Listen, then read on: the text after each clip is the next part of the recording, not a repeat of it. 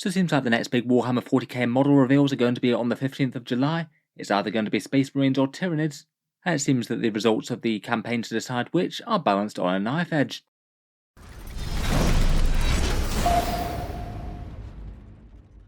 Hello and welcome back to Warspecs Tactics, where today we're talking 40k 10th edition and the next model reveals that come after Leviathan. Earlier today, in an interesting little article, Games Workshop has dropped us a bit of a hint to say when we're going to expect new stuff. In a little update that talks about the status of that Oghram campaign that they're running, they do confirm when the results of that campaign will be announced, and we get to see some new miniatures from the Space Marines or the Tyranids. Apparently it's going to be revealed on the 15th of July, which appears to be a Saturday. So judging by the fact that they've actually recently announced a reveal session on the Saturday, tomorrow is going to be one that's going to be about not 40k things, focusing more on Horus Heresy, Age of Sigmar, and more specialist games. From that context, I guess that this one's going to be a similar style reveal show, probably at 2 PM British time if it matches the same sort of pattern as that one. And what's actually going to be revealed in that reveal show will depend on who wins the campaign. It'll be all Space Marine models if they win, and Tyranid models if they win. I'm sure they'll drill into what's happening a little bit nearer to the time, but I'd strongly suspect to be around about half an hour to an hour worth of live reveals, with a bit of hype thrown in of course, and a bit of design discussion. I'd guess that after having gone to the effort of making the campaign an actual meaningful outcome between the Space Marines and the Tyranids that are fighting for it, I would expect it to pretty much just focus on either Space Marines or on Tyranids, with the other faction not really getting much content unless they happen to reveal a bit of stuff that might be on a joint box like a 40k starter set perhaps. In reality, the outcome of the campaign doesn't really change anything too badly really. I'm sure that the other faction will get theirs, probably in a similar sort of reveal around about 2 to 6 weeks later. That would be my guess anyway. Could be longer than that I suppose. And who wins the campaign isn't actually going to affect the release date of the models, so you will be able to see some pretty pictures of them and everything, but it's not actually going to delay you getting the miniatures into your hands. It was kind of interesting that they gave us a bit of an insight into how the stats are shaping up for the Oghram campaign. Apparently at the moment it's 51% to Space Marines, 49% to Tyranids, which honestly is slightly closer than I was really expecting. As we've talked about in previous videos, the rules for this campaign are quite short and sweet. It's set on a hive world that's kind of near one of the main battles of the Fourth Tyrannic War on Sanctum, both a world that seems kind of important but also probably not going to be galactically critical if one side or another happens to win. The way it works is that Games Workshop asks you to play a game of 40k with Space Marines against Tyranids, can be the Leviathan box, or could be bigger forces, more balanced with points. With a code in the Leviathan box, they ask you to submit the result of that game to their database, and then they just literally count who's won more, Space Marines or Tyranids. Nothing fancy in terms of point sizes of battles or anything like that. The campaign's already begun, so if you wanted to submit campaign results, then provided you've got a Leviathan box code, you should be able to enter that in the Warhammer 40,000 website, and it's going to run until the 10th of July. I'd guess sometime between the 10th and the 15th they'll probably announce the results, or I guess they could just save it for a bit of a dramatic reveal for the actual reveal session on the Saturday, I guess. I guess that would have a lot of people tuning in, but quite a lot of them wind up disappointed, I suppose. I'm perhaps slightly surprised that Tyranids are actually doing so well in this. For multiple reasons, the Marines should be kind of tipped to win this. Perhaps one of the biggest swings should be that if players are actually playing full games out of the Leviathan box just with itself and no other models, then the Space Marines actually have significantly more points in that box set, and in the vast majority of games both on YouTube and elsewhere, it does seem that the Space Marines tend to stomp out of that individual matchup.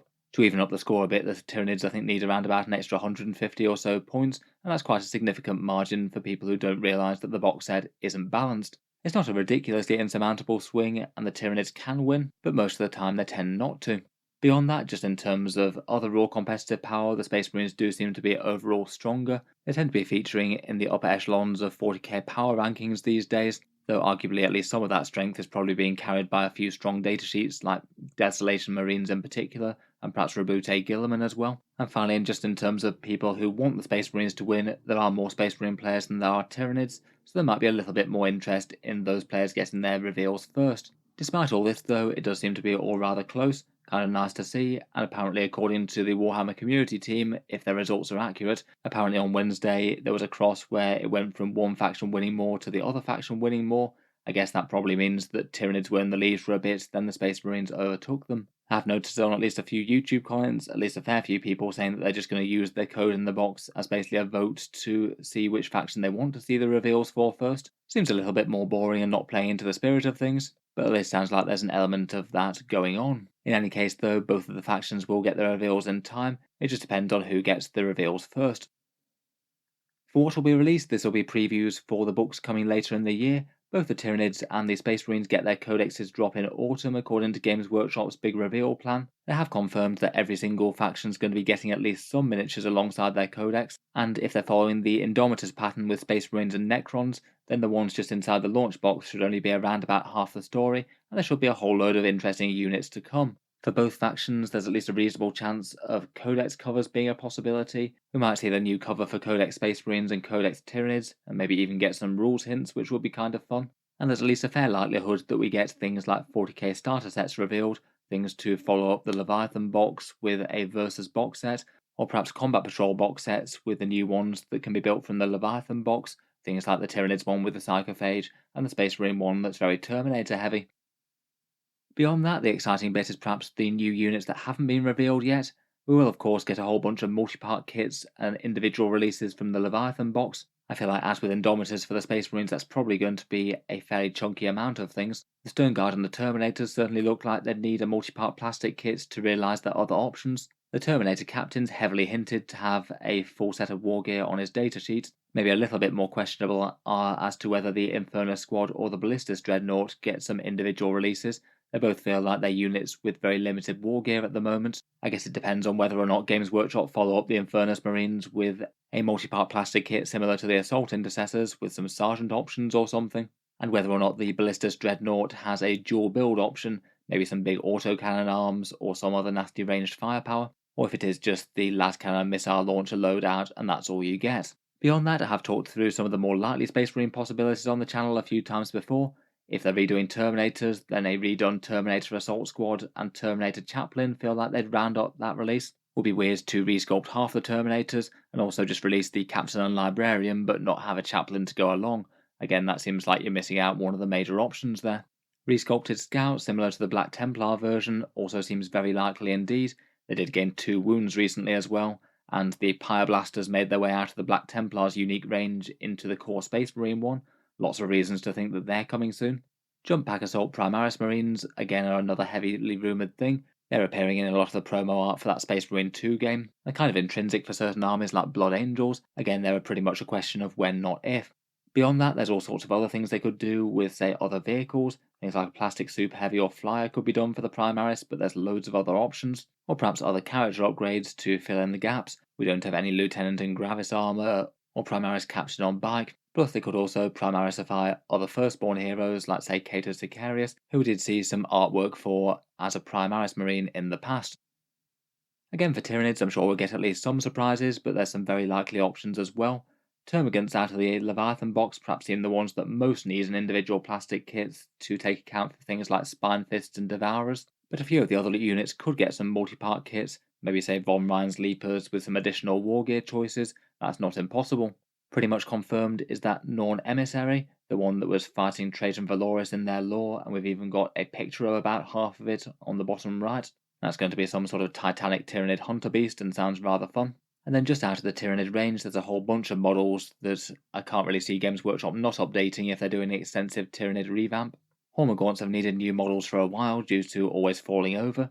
The Genestealer ones are kind of ancient, and have proved that they can make some far more interesting Genestealers if they want to. As with that Space Hulk set, I feel like they could be a really interesting option for a Tyranid kill team as well, so maybe you could have a tie-in there. Besides that, Biovores, Pyrovores and Lictors all need rescuing from Finecast at some point. Death Leaper would have been on that list as well, but we've already seen him redone, and I kind of find it hard to imagine that Lictors won't get a new plastic kit if both the Leapers and Death Leaper have, particularly with confirmation in the new codex that there's going to be some sort of stealth infiltration swarm. Otherwise, Shrike seemed kind of likely to go with that Winged Prime, so he's actually got a slightly more appropriate unit to lead, and they could revisit other classics from lore like the Red Terror or the Doom of Malantyr perhaps, though I guess there's plenty of opportunity for innovation and weirdness with basically infinite bioforms that you can make for the Tyranids. There's all sorts of chance for ranged and melee bugs great and small, or adapted to very specialised battlefield roles. Should be one to watch in any case, looking forward to the updates on the 15th. I'll certainly cover any new miniatures that they get here on the channel as well. Let me know what you make of the Oghram campaign and who you think's going to win overall. Look forward to hearing your thoughts down in the comments. If you've enjoyed the video, then feel free to subscribe to Auspex Tactics, or I'll certainly keep the regular 40k videos coming, with new ones out just about every day.